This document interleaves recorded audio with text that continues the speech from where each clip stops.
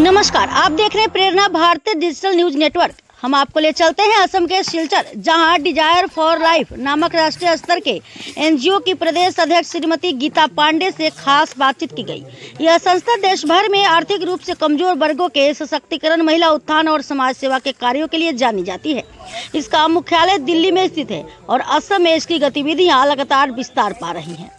श्रीमती गीता पांडे, जो सिलचर में अपनी समर्पित टीम के साथ सक्रिय है, समाज के उपेक्षित और जरूरतमंद वर्गों की समस्याओं के समाधान के लिए निरंतर कार्य कर रही हैं। चाहे वह शिक्षा हो, स्वास्थ्य सेवाएं हो या महिला स्वावलंबन से जुड़े कार्यक्रम, हर क्षेत्र में यह संस्था समाज में सकारात्मक परिवर्तन लाने का प्रयास कर रही है। आइए सुनते हैं श्रीमती गीता पांडे ने हमारी संवाददाता से क्या कहा और कैसे डिजायर फॉर लाइफ भविष्य में समाज को और अधिक सशक्त बनाने की दिशा में कार्य कर रही है।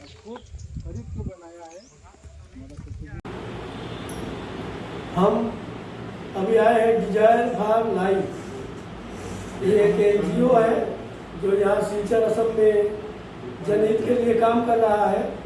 हम इनके कार्यालय में आए हैं प्रेरणा भारतीय डिजिटल न्यूज नेटवर्क की ओर से।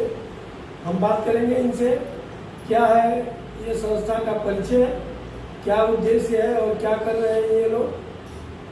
तो सबसे पहले हम इनके जो प्रमुख है श्रीमती गीता पांडे जी, मैं इनसे अनुरोध करता हूं कि अपने टीम के बारे में थोड़ा सा जानकारी दें। जी नमस्कार। सबसे पहले तो प्रेरणा भारती को हमारी डिजायर फॉर लाइफ की तरफ से बहुत बहुत धन्यवाद कि आज हमें अवसर मिला कि आपके यहाँ हम अपनी कुछ बात रखें। हमारी desire for life all India level का ये सोसाइटी है जिसमें मैं नेशनल महिला प्रेसिडेंट हूँ। इसका संस्थापक जो है दिल्ली में है, संजीव शर्मा सर, हमारा हेड ऑफिस दिल्ली में है। और अभी फिलहाल हमारे साथ जितने लोग बैठे हैं उनका परिचय करा दूं। ये हमारी इधर में बैठे हुए हैं काछार डिस्ट्रिक्ट महिला general secretary Anita Adhikari, Cachar district president Suku Khan, Udharganj president Gopal Sharma, office staff Moon Sharma. इधर में बैठा है हमारी डिस्ट्रिक्ट महिला जनरल सेक्रेटरी गीता चंदो। पास में बैठी है अल्पना शर्मा जो पसारगंज में महिला प्रेसिडेंट है। पास में बैठी है सोना कती जो धोलाई महिला वाइस प्रेसिडेंट है। गीता जी, ये बताइए कि ये संस्था कब आपने शुरू किया और क्या काम कर रही है। सर, ये संस्था एक्चुअली दिल्ली से इनका स्टार्टिंग है और दिल्ली में ही इसका पहले काम होता था। हम कंटिन्यू 10 साल से इसमें जुड़े हैं, लेकिन 2014 में इनका रजिस्टर हुआ है। 2014 से इसमें पूरा हम लोग रूल रेगुलेशन से काम करें, जो हमारा संस्था का रजिस्टर में जो रूल आया है। ये संस्था गरीबों के लिए काम करते हैं। एक्चुअली हम लोग गरीबों के लिए ही काम शुरू किए थे, बाद में करते करते अभी अमीर लोग भी हमारे पास आते हैं, उनका भी हम लोग समाधान करते हैं। जमीन जगह का मैटर, हस्बैंड वाइफ की मैटर, जो भी झमेला होता है वो सब हम लोग विचार के माध्यम से समाधान करते हैं। लोगों का कहना है कि आपकी जो संस्था के उद्देश्य है और आप जो कर रहे हैं उसमें समानता नहीं दिखाई दे रही है। जी, उद्देश्य तो देखिए सबकी एक उद्देश्य रहता है, उसके आगे चलकर काम करना ही हमारा उद्देश्य है। उद्देश्य जो है वो तो देखिए दिल्ली, पंजाब, हरियाणा, पटना इन सब में हो ही रहा है। हमारी आसाम में जो दिखा है कि गांव-गांव में लोगों की जो परिस्थिति है, वो परिस्थिति से हम उनको निकालने के लिए विचार के माध्यम से जो समाधान है, ये एक्चुअली हमने नया स्टार्ट किया है। क्योंकि ये जो है बहुत गरीब लोग हैं जो कोर्ट में पहुंच नहीं पाते, थाना उनका बात नहीं सुनता है, जिसके वजह से हमारी द्वारा थाना भी बात सुनता है और कोर्ट में भी अगर हम हमारी द्वारा केस को भेजते हैं तो एडवोकेट भी उनका केस को अच्छे तरीके से समाधान करते हैं, फैसला करते हैं।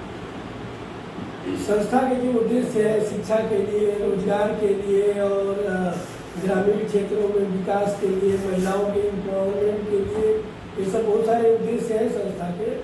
जो आपके संस्था के उद्देश्य में लिखे हुए हैं उनके बारे में क्या होता है।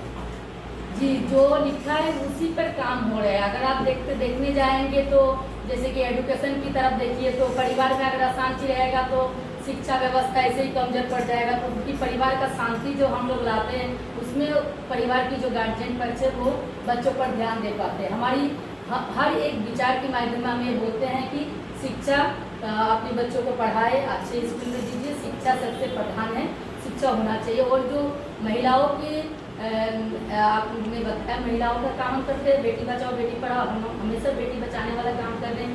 हम आगरा से लड़की रिकवरी करके लाए, जबकि थाना पर केस चल रहा था, थाना नहीं ढूंढ पाया, जो हम ढूंढ कर लेकर आए आगरा से। फिर सिलचर में भी 2 लड़के को हमने ढूंढ के निकाले। किडनैपिंग केस में हम अपनी टीम को, जहाँ जहाँ टीम है सभी टीम को हम लोग इतला करते हैं और हम लोग अपनी तरीके से अपनी सिस्टम से वो ढूंढ के निकालते हैं। ऐसे बहुत सारे केसेस है जहाँ पर हम लोग किडनैपिंग बच्चों को निकाले हैं। अभी काल ही आपका बिहार से एक केस है जिन्होंने हमें, बच्चे के पिता ने हमें बहुत धन्यवाद दिया, क्योंकि मुंबई से एक लड़का को ढूंढ के निकालने में हमें मदद किया उनका। आपके काम की बहुत तारीफ हो रही है। आपके जो चेयरमैन है उनका भी फेसबुक पर स्टेटमेंट देखा गया है। उन्होंने कहा है कि देश में गीता पांडे जी बहुत अच्छा काम कर रही है। तो इस अच्छे काम को और आगे बढ़ाने के लिए आपका संदेश क्या है जनता के लिए? जी, बहुत अच्छा सवाल है। इसके लिए मैं आपको तहे दिल से धन्यवाद देना चाहती हूँ। ये सवाल आज तक बहुत सारे मीडिया के साथ मैंने बात किया हूँ, लेकिन ये सवाल किसी ने रखा नहीं। इस सवाल का जवाब देने के लिए मैं बहुत इच्छुक हूँ। एक्चुअली मैं पूरे समाज को ये कहना चाहूँगी कि समाज के हर घर से लोग आगे बढ़े, हमारा सपोर्ट करें, क्योंकि इस जो काम करें इसके लिए हमें थोड़ा फाइनेंस की प्रॉब्लम होता है, जिसके लिए हम जितना करना चाहते उतना कर नहीं पाएंगे।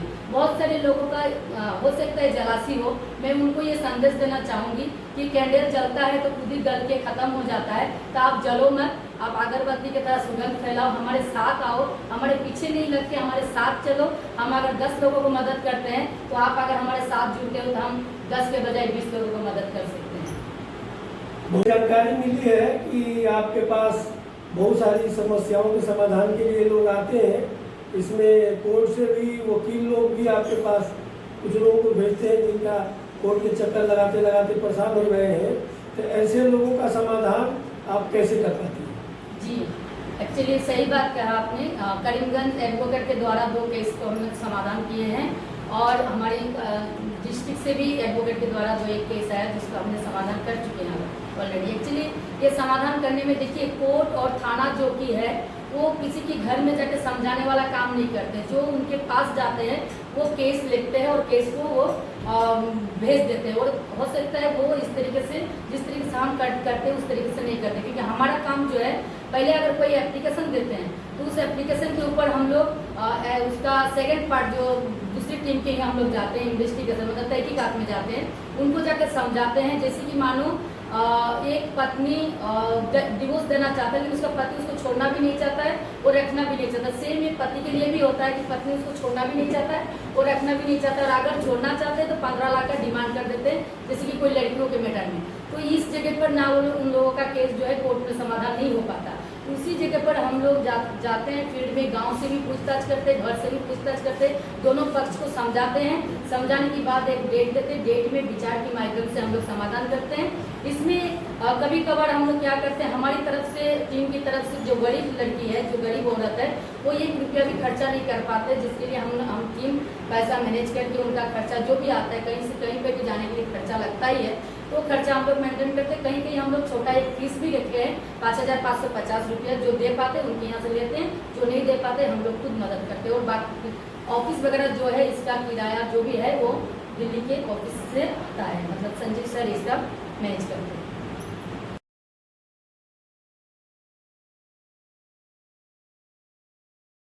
डिजायर फॉर लाइफ के ऑफिस में एक पारिवारिक समस्या का समाधान हुआ।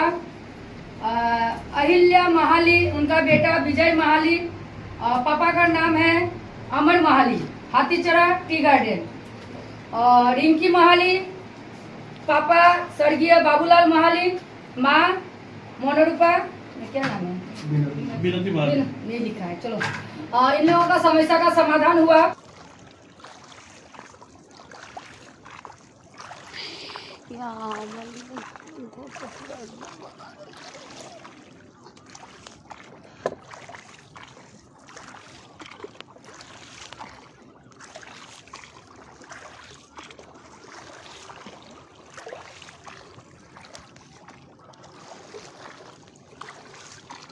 ये देखिए घर, देखिए घर, देखिए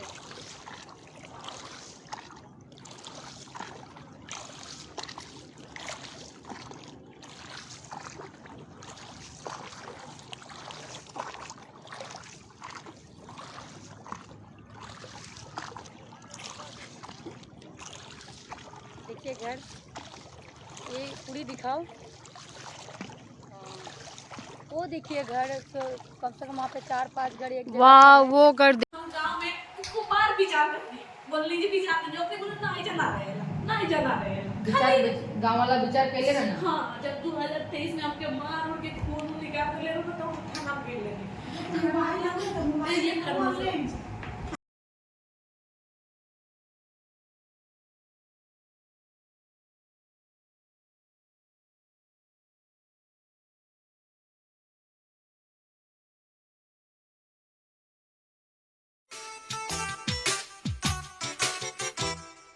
मेरा मुल्क मेरा देश मेरा ये वतन,